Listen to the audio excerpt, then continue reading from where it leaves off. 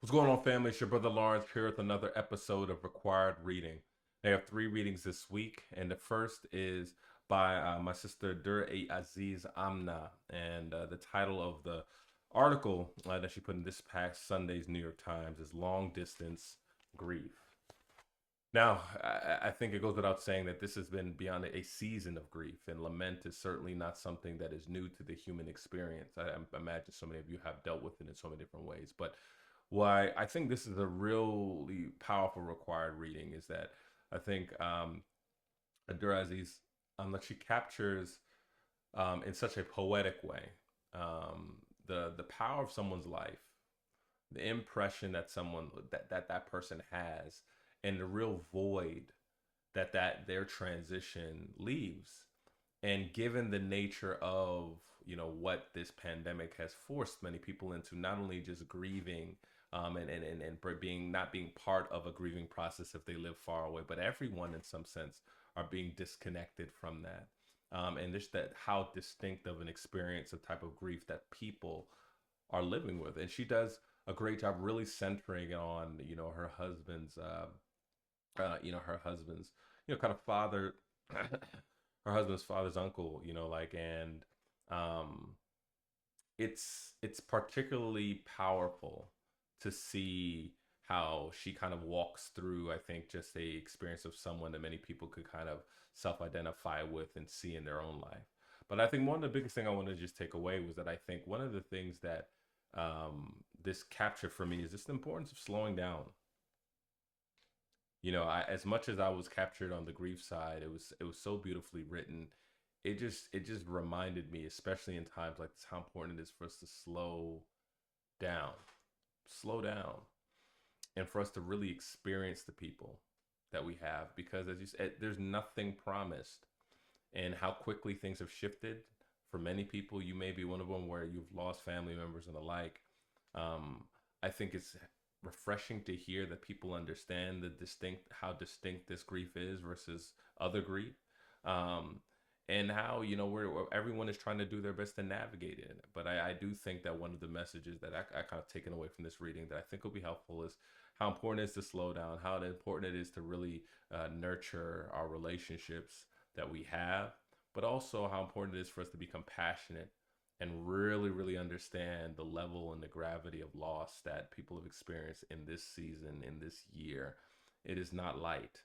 And there's one thing to see numbers, there's another thing to actually see and understand stories and impact, and there's the weaving of people's lives into the hearts of people, and how do people manage with that.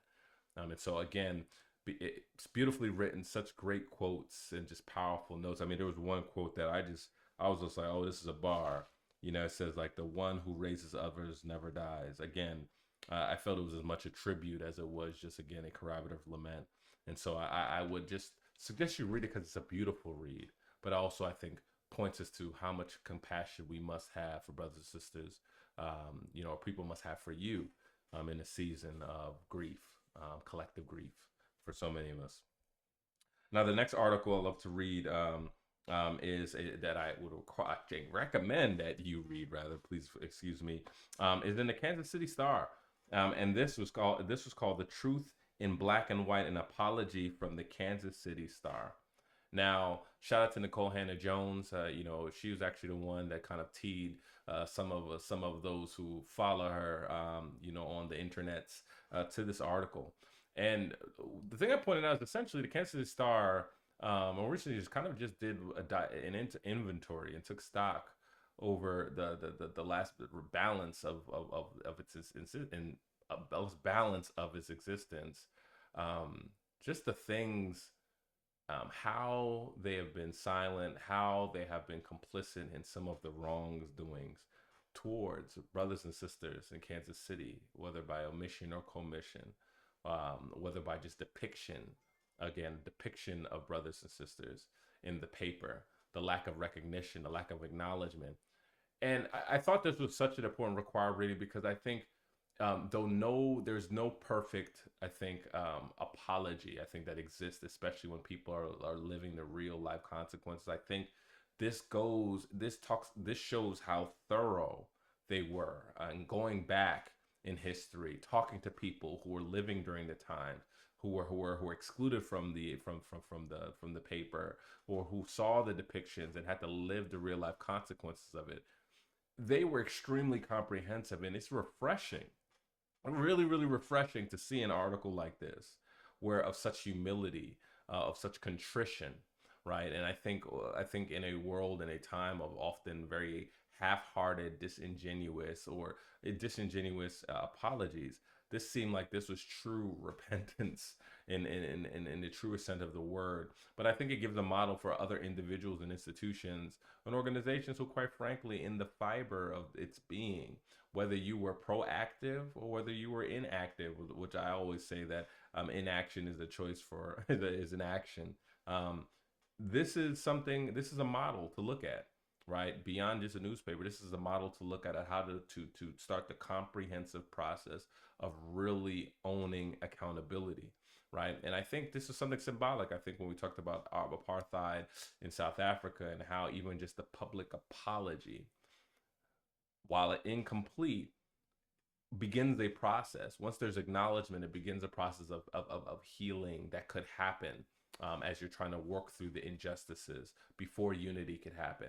I think if anyone is searching for a model or framework about how does an institution, start to do the work of really repenting and really trying to build bridges and really trying to take ownership of just what its history, unfortunate history has done and impact how it's impacted people and its constituents. I think the Kansas City Star did a really great job. Shout out to Mike Fannin of the Kansas City Star. Again, it was in the December 20th writing of the Kansas City Star, and I want to give them a big shout out. Again, it's the truth in black and white, an apology from the Kansas City Star. Again, tremendous article. I think it'll be great for you to read.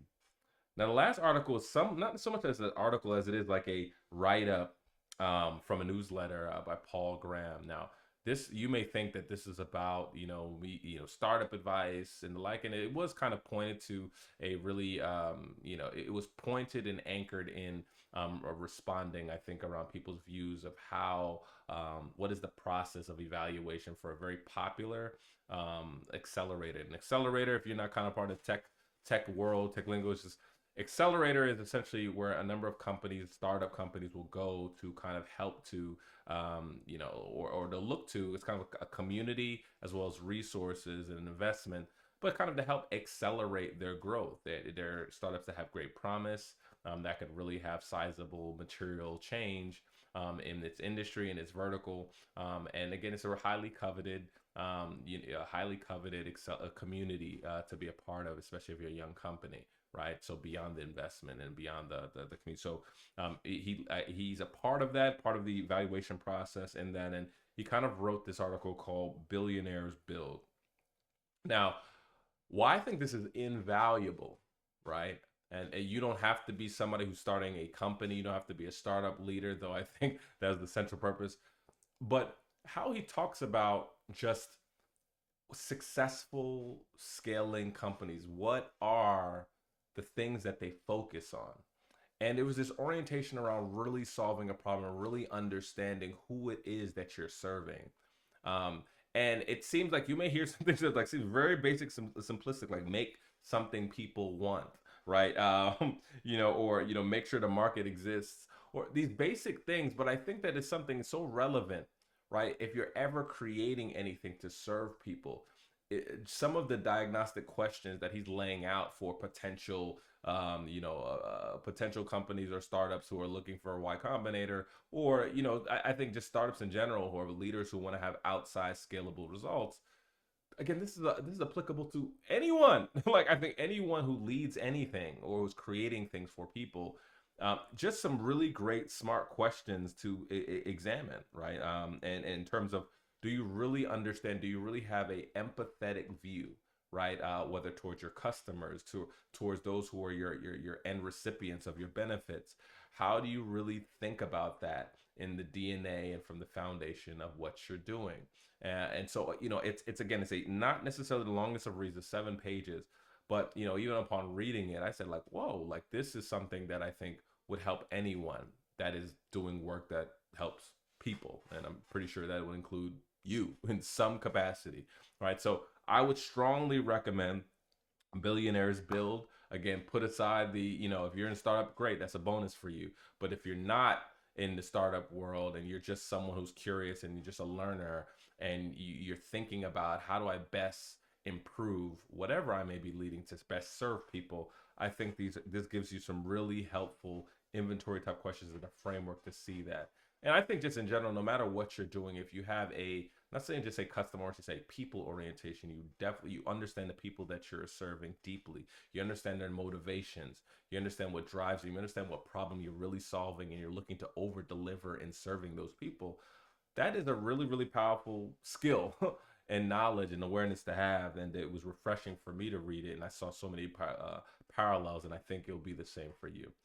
So again, the three articles that we have: Long Distance Grief, Dre Aziz Amna. Thank you so much. This is for this beautiful, beautiful, beautiful piece. Shout out to Paul Graham, who wrote Billionaires Build. I think is relevant for so many. And give a shout out to Mike Fannin of the Kansas City Star and the work that their team has done to really put a public model and example of what repentance, institutional repentance, begins to look like, what it starts to look like, at least from an acknowledgement standpoint. So, again, look forward. This is the holidays, y'all, and I'm just hoping that you all are safe, remaining safe, and being wise. Again, in the meantime, even as we head through the new year, feel free to send me any articles or things you come across. But also, I'm there's a couple books that I came across this past week that I feel I may have to start to incorporate that. We'll see. But again, you all be safe. God bless you. As always, love to hear your thoughts on some of the articles, and feel free to reach out and recommend anything that you see. All right, take care, y'all. Bye-bye.